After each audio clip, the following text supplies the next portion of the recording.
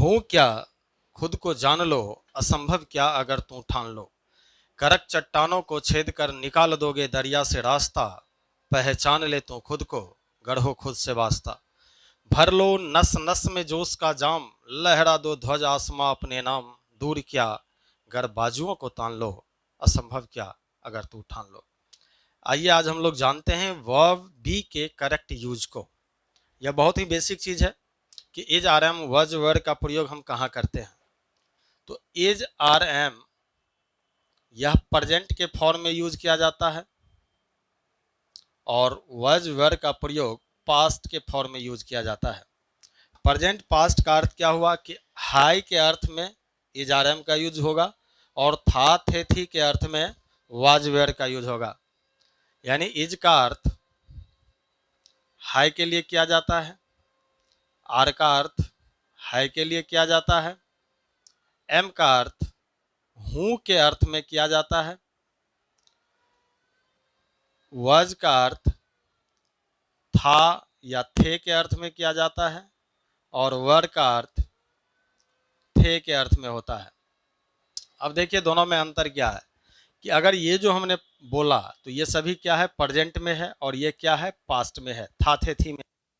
अब किस सब्जेक्ट के साथ किस वर्ब का प्रयोग होगा उस चीजों को भी जान लेते हैं कि आई के साथ हम यूज करेंगे किसका। अगर प्रेजेंट में है मैं हूं, आई एम। अगर पास्ट में है मैं था तो वहां पे क्या यूज होगा, वाज। यानी आई के साथ हम यूज करेंगे या तो एम का या वाज का। उसी तरह से ही, सी, इट अगर किसी का नाम है या सब्जेक्ट हमारा सिंगुलर है, सिंगुलर सब्जेक्ट इसका अर्थ हुआ जिसकी संख्या कितनी हो, एक हो। ऐसा सब्जेक्ट जो सिंगुलर हो यानी जिसकी संख्या एक हो, इसके साथ हम यूज करेंगे। अगर प्रेजेंट में है तो इज और पास्ट में है तो वाज। उसी तरह से यू, दे, वी और प्लूरल जो भी सब्जेक्ट होंगे, एक से अधिक सब्जेक्ट जिसकी संख्या एक से अधिक होगा, ऐसे सब्जेक्ट के साथ हम यूज करेंगे। या तो अगर प्रेजेंट में है तो आर का यूज करेंगे, अगर पास्ट में है तो वर का यूज करेंगे। यानी था थे थी के अर्थ में वेयर लगाएंगे और हाई हूं के अर्थ में हम आर का यूज करेंगे। बस बेसिक चीज यही याद रखना है हमें कि आई का अर्थ हो गया मैं, ही का अर्थ हो गया वह और सी का अर्थ भी होता है वह। और इतना तो हम लोग जानते हैं कि ही किसी मैस्कुलिन जेंडर के लिए आता है यानी मेल के लिए, वह मेल को रिप्रेजेंट करता है, और सी फेमिनिन जेंडर के लिए आता है किसी फीमेल के लिए। तो ये याद रखना है। अब जैसे एग्जाम्पल देखें, मैं छात्र हूं, तो मैं छात्र हूं तो मैं का क्या होगा, आई, और हूं के लिए हम यूज करेंगे एम और छात्र के लिए यूज करेंगे स्टूडेंट। अब स्टूडेंट है कॉमन नाउन और कॉमन नाउन में हमने पढ़ा था कि उसके पहले आर्टिकल ए का यूज या एन का यूज होगा अकॉर्डिंग टू साउंड। तो आई एम स्टूडेंट हो जाएगा। यहीं पे रहेगा कि हम लोग छात्र हैं, तो हम लोग का क्या होता है, वी। अब वी के लिए हम यूज करेंगे हाई। अगर प्रेजेंट में बात कर रहा है तो किसका यूज होगा, आर का। अगर थे रहता तब वेयर का प्रयोग होता तो वी आर। और छात्र के लिए हम यूज करेंगे स्टूडेंट्स। और ऐसा क्यों करेंगे, यहाँ स्टूडेंट्स ही लिखना होगा। अक्सर हम लोग करते हैं कि हम लोग भारतीय हैं तो क्या बना देते हैं, वी आर इंडियन, जो गलत है। क्यों, क्योंकि वी प्लुरल है। अगर सब्जेक्ट हमारा प्लुरल है तो उसके कॉम्प्लीमेंट वाला जो वर्ड है वो भी प्लुरल हो जाएगा। तो वी आर इंडियन नहीं, वी आर इंडियंस, ये रखना होगा। उसी तरह से हम लोग छात्र हैं तो वी आर स्टूडेंट नहीं, वी आर स्टूडेंट्स, ये रखना होगा। क्यों रखना होता है, क्योंकि छात्र कौन है, हम लोग ही हैं।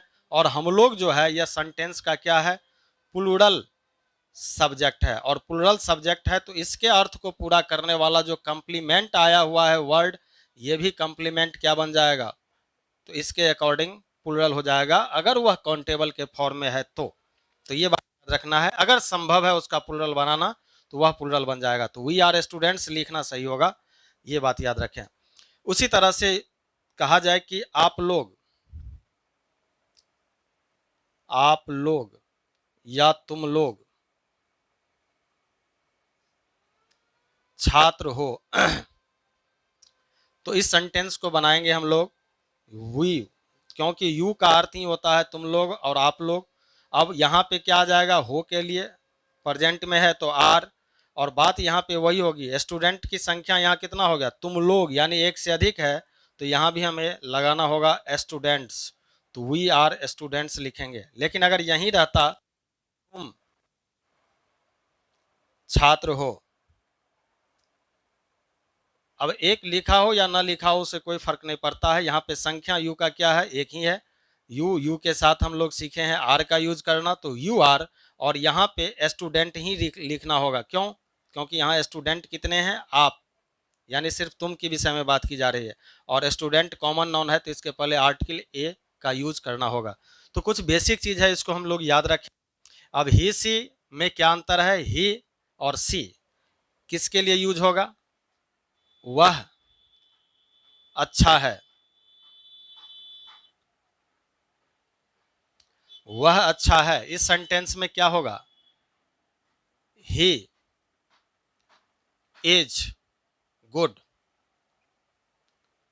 अब वह अच्छी है, अब यहां क्लियर हो रहा है कि वह अच्छी है।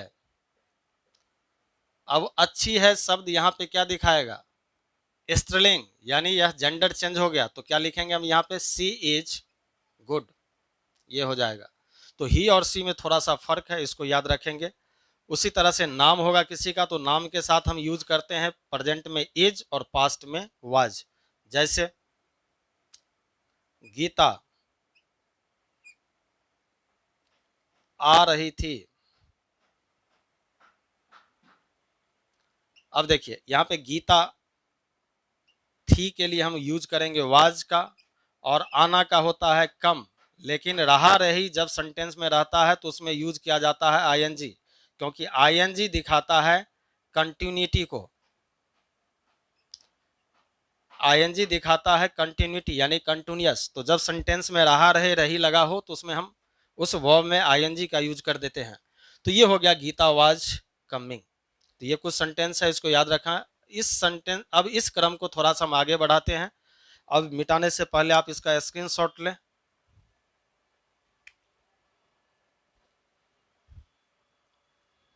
चलिए आगे देखते हैं।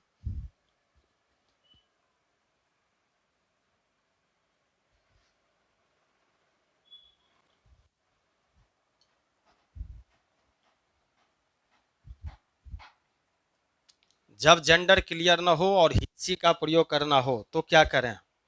कभी कभी इंग्लिश में अगर सेंटेंस इस तरह से दिया हो, इज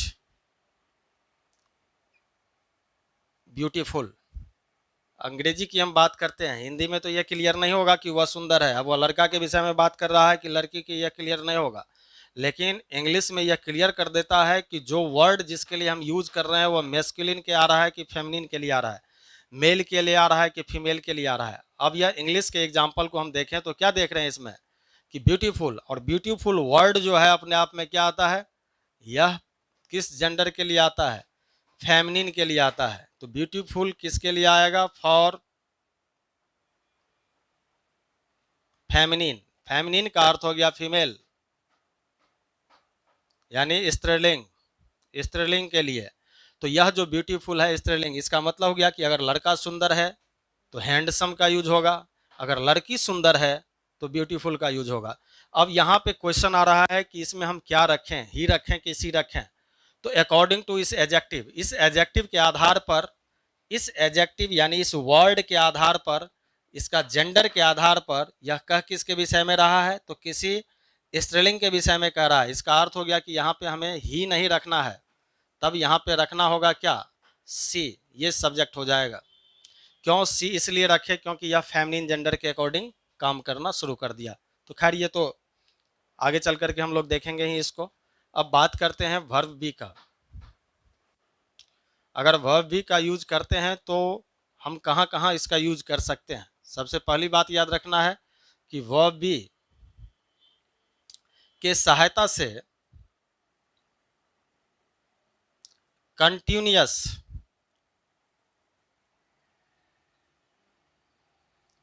टेंस का निर्माण किया जाता है, या वर्ब बी कंटिन्यूअस टेंस के निर्माण में सहायक है, के निर्माण में सहायक है, ऐसे भी बोल सकते हैं।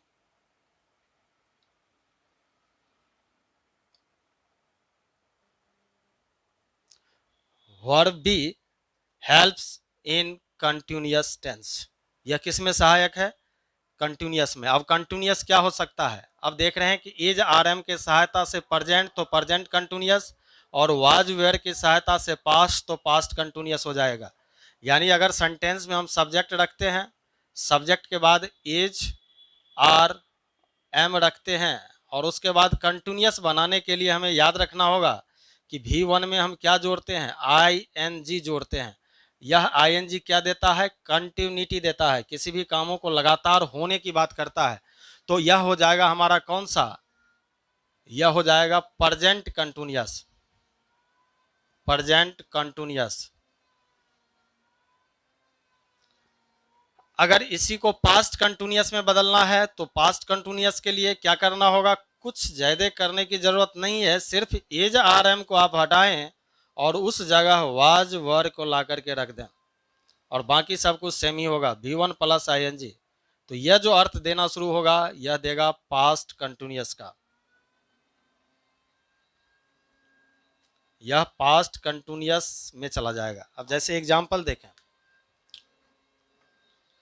वह पढ़ रहा है, वह पढ़ रहा है, और वह पढ़ रहा था। दोनों सेंटेंस में अंतर क्या देख रहे हैं कि पढ़ रहा है यह प्रेजेंट के कंटिन्यूटी को दिखा रहा है कि पढ़ रहा, अभी काम उसका जारी है, और पढ़ रहा था यह पास्ट के कंटिन्यूटी को दिखाता है कि वह पढ़ रहा था बीते हुए समय में। तो यह पास्ट कंटिन्यूअस या प्रेजेंट कंटिन्यूअस। हम पीछे पढ़े हैं कि ही के साथ किसका यूज करते हैं? हाय प्रेजेंट में, तो ही के साथ यूज करते हैं इज का, तो इज रखा। उसके आगे है पढ़ना, पढ़ना का अर्थ हमें पता है कि रीड होता है, और कंटिन्यूटी दिखाने के लिए कौन सा वर्ड एडिंग करना है हमको? तो ING। ING अगर हम किसी में सफिक्स करते हैं, जोड़ते हैं, तो वह कंटिन्यूटी दिखाना शुरू करता है। तो यह क्या बन गया? ही इज रीडिंग, और वह पढ़ रहा था, ही, और इसमें क्या हो जाएगा? था के लिए हम यूज कर देंगे वाज, तो ही वाज, और रीड के कंटिन्यूटी के लिए हम इसमें यूज करेंगे ING। तो ING क्या होगा? रहा, रहे, रही का अर्थ देना शुरू कर देगा। तो ING का अर्थ ही क्या होता है? रहा, रहे, रही। तो ये याद रखना है कि यह हेल्प करता है किसमें? प्रेजेंट कंटिन्यूअस में और पास्ट कंटिन्यूअस में। इसके अलावे काम क्या है इसका? इसके अलावे भी यह काम कर सकता है। चलें इसको पहले नोट करें, उसके बाद आगे बढ़ते हैं।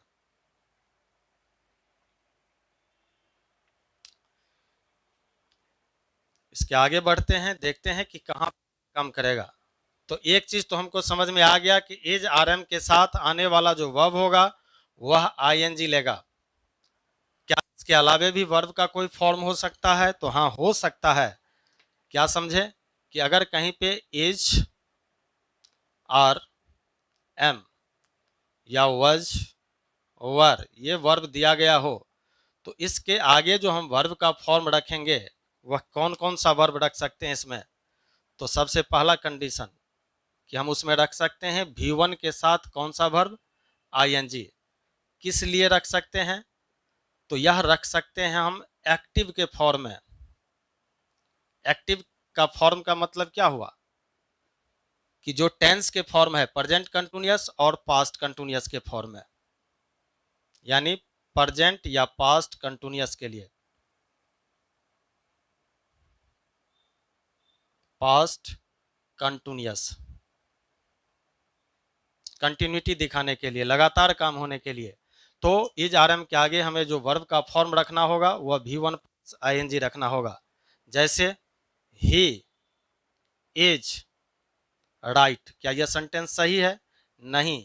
क्यों? क्योंकि इज आरएम के साथ हमें कंटिन्यूटी दिखाने के लिए इस वर्ब में हमें आईएनजी का यूज करना होगा, राइटिंग लिखना होगा, तब जाकर के यह सेंटेंस सही होगा।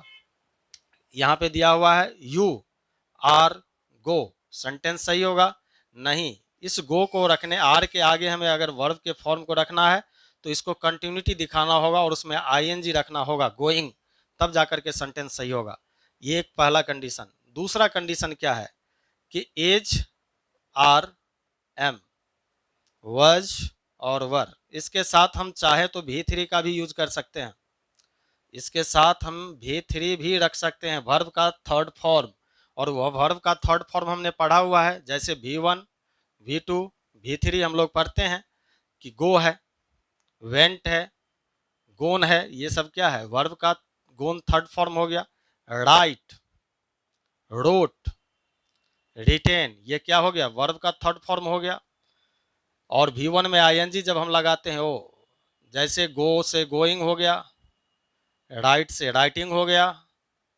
ये तो हमें थर्ड फॉर्म अगर बात यहाँ पे कर रहे हैं तो कौन सा कंडीशन होगा जिसमें इज आरएम के साथ हम थर्ड फॉर्म रख सकते हैं?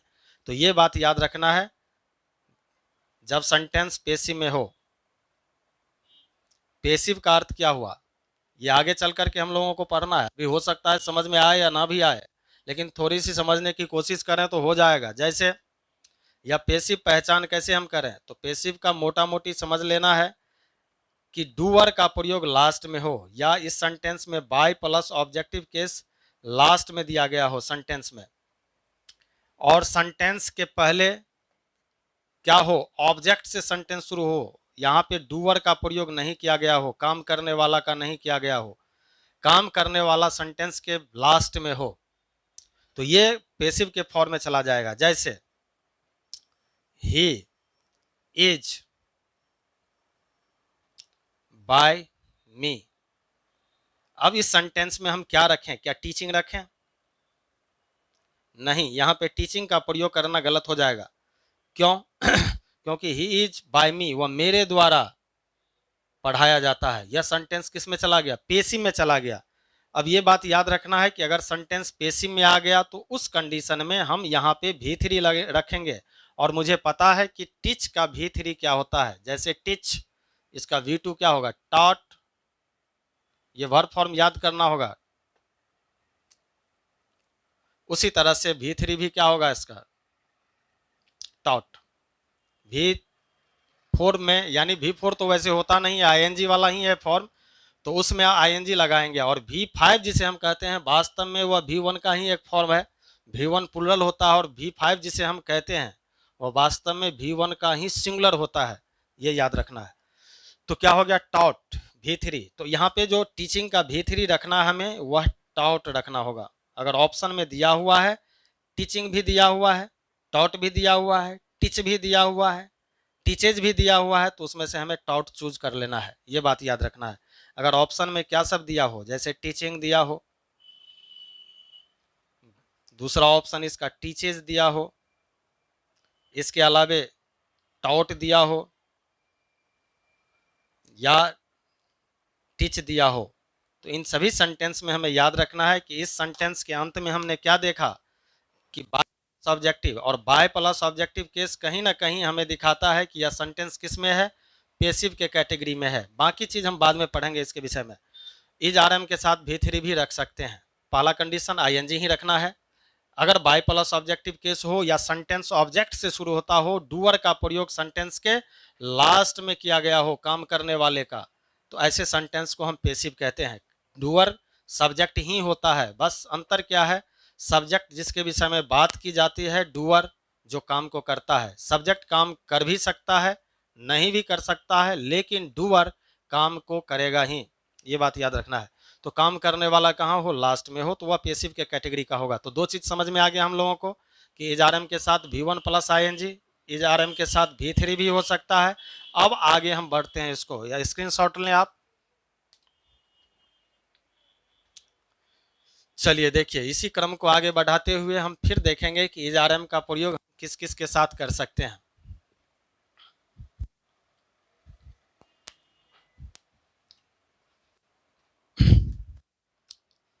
इज आर एम, वज और वेयर, इसके साथ इन्फिनेटिव का भी प्रयोग हो सकता है। इन्फिनेटिव बोले तो टू प्लस वी वन या about to plus V one. अब देखिए इसका कुछ एग्जाम्पल्स देखते हैं, जैसे वह घर जाने वाला है। अब सेंटेंस में वह घर जाने वाला है और दूसरा देखें, वह घर जाने ही वाला है।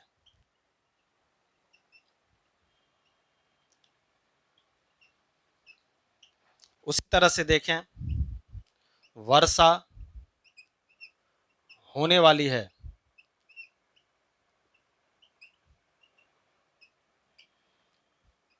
ऐसे भी बोल सकते हैं कि वर्षा होने ही वाली है।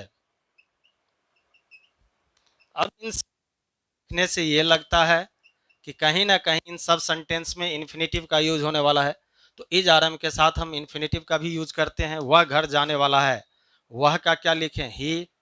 हाई लिखा हुआ है तो इज लिखना होगा।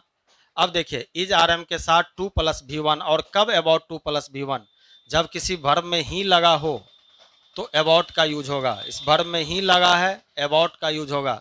अगर ही नहीं लिखा गया है तो सिर्फ टू प्लस वी वन का यूज होगा। तो क्या बनेगा यह, ही इज टू गो, तो वह जाने वाला है कहाँ, घर। होम के पहले टू का यूज नहीं करते हैं, तो क्या बना, he is to go home. ऐसा क्यों नहीं होता, तो हम लोग डायरेक्शन में इस चीज़ों को पढ़ेंगे, प्रेपोजिशन ऑफ डायरेक्शन वहाँ, क्योंकि हर चैप्टर एक दूसरे से कनेक्टेड है। एक ही बार में सब चीज़ों को समझा नहीं जा सकता, ये बात मान के चलिए, फिर भी बहुत हद तक समझा जा सकता है। चलिए, वह घर जाने ही वाला है। अब वह घर जाने ही वाला है, क्या बनेगा, ही इज अबाउट, क्योंकि इसमें ही लग गया तो इसमें अबाउट जोड़ना होगा। He is about to go home, ये बन जाएगा। वर्षा होने वाली है, वर्षा, इसके लिए हम इट का प्रयोग करते हैं, तो क्या होगा, इट इज टू रेन। और वर्षा होने ही वाली है, इसमें अबाउट का यूज करेंगे, it is about to rain. तो इन्फिनेटिव का भी यूज हो सकता है, about to plus V one भी, about to plus V one भी हो सकता है। अगर था थे थी रहेगा तो उस कंडीशन में हम क्या यूज कर देंगे, था थे थी के कंडीशन में वाज वर लगा देंगे, कोई दिक्कत नहीं है। अब जैसे देखिए कि वह आने वाला था, वह आने वाला था, आने वाला था आ गया ना, तो यहाँ पे ही के साथ आप वाज रख दें, ही वाज टू कम, ये बन जाएगा। अब वह आने ही वाला था, आने ही वाला था, तो ही में क्या रख देते हैं, अबाउट रख देते हैं, तो अबाउट टू कम हो जाएगा, he was about to come. तो ये कंडीशन होता है इसमें। तो ये तो कुछ बेसिक चीज था जिसके विषय में मैंने बताने की कोशिश की। अब इसका कुछ स्पेसिफिक फॉर्म हम देखते हैं। चलिए इसका एक स्क्रीनशॉट लें, उसके बाद हम आगे बढ़ते हैं।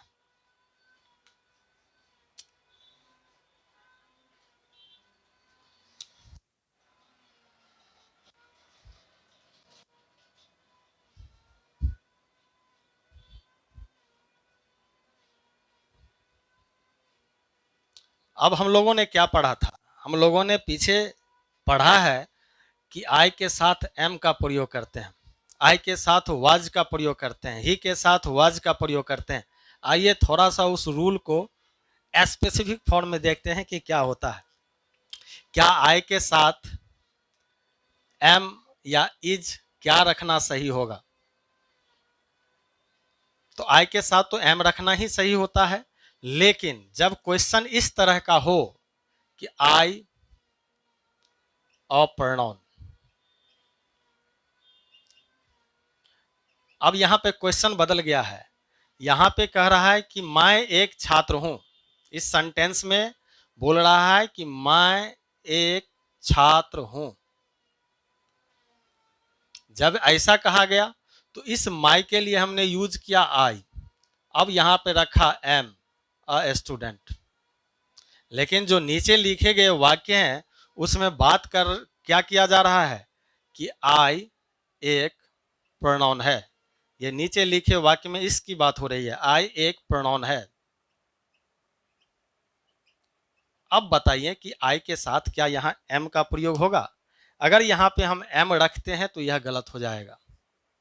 तब ऐसे कंडीशन में हमें यहाँ आई के साथ क्या रखना होगा? इज का प्रयोग करना होगा। ये बात याद रखनी है। ऐसा क्यों हुआ? क्योंकि यहाँ पे आई का अर्थ माय नहीं है, यहाँ पे आई का अर्थ आई ही है। तो जब आई का अर्थ आई ही है तो यहाँ पे आई के साथ हम क्या हो जाएगा? सिंगुलर यानी इज के फॉर्म में चला आएगा। यहाँ आई का ही बात की जा रही है, यहाँ पे आई का अर्थ माय नहीं है। तो एक बात तो ये याद रखना है आपको।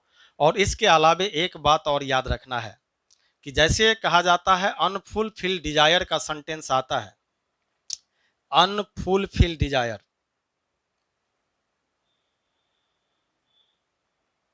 अनफुलफिल्ड डिजायर का अर्थ हुआ ऐसी इच्छा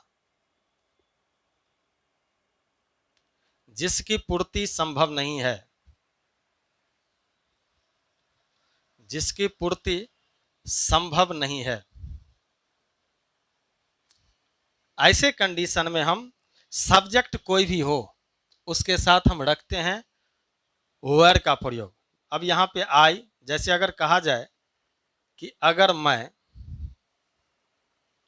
पक्षी होता, अगर मैं पक्षी होता आकाश में उड़ता,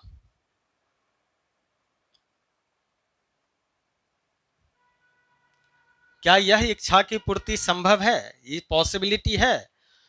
नहीं है। तो ऐसे कंडीशन में अनफुलफिल्ड डिजायर जब होता है तो उसके साथ सब्जेक्ट कुछ भी हो, आने वाला जो वर्ब होता है वह किस में बदल जाता है? वेयर में चला आता है। इसका अर्थ हो गया कि इफ आई, आई के साथ यहां पे रखना पड़ेगा आपको क्या? Were a bird I would fly in the sky. अगर सेंटेंस में कहा जाए कि अगर वह लड़की होता, अब जबकि वह जो यहाँ पे जिसकी बात की जा रही है वह क्या है? मैस्कुलिन नहीं, मैस्कुलिन जेंडर है। अब बात किसकी कर रही है? फेमिनिन जेंडर की। कि अगर मेल को हम फीमेल में बना दिए होते, मैस्कुलिन एक फेमिनिन जेंडर की तरह होता, तो यह क्या है? अनफुलफिल्ड डिजायर है। ऐसे कंडीशन में इफ वह होता, ही वर अ गर्ल। अगर महात्मा गांधी जीवित होते, if Mahatma Gandhi was alive नहीं करेंगे, if Mahatma Gandhi were alive करेंगे। तो ये हमें थोड़ी सी बात याद रखना है कि ऐसी इच्छा जिसकी पूर्ति संभव न हो उसमें हम जाकर के सब्जेक्ट कुछ भी हो वहां पे हम यूज किसका कर देते हैं? वर का प्रयोग कर देते हैं। चाहे सब्जेक्ट सिंगुलर हो प्लुरल हो, उससे हमें कोई मतलब नहीं है। तो कुछ बेसिक चीज़ों के विषय में हमने अध्ययन किया कि is are am was were का प्रयोग करते कहाँ हैं, उसका अर्थ क्या है, ये भी हमने देखा। और उम्मीद करते हैं कि अगर आप यहाँ से पढ़ना शुरू किए हैं, अगर न्यू लर्नर्स हैं, नए नवसिखुआ हैं, तो आपको ये सीखने में बहुत मदद मिलेगा। चलिए अब हम जानेंगे वर्ब डू के विषय में नेक्स्ट क्लास में। बस आज तक यहीं रखते हैं। बहुत बहुत धन्यवाद।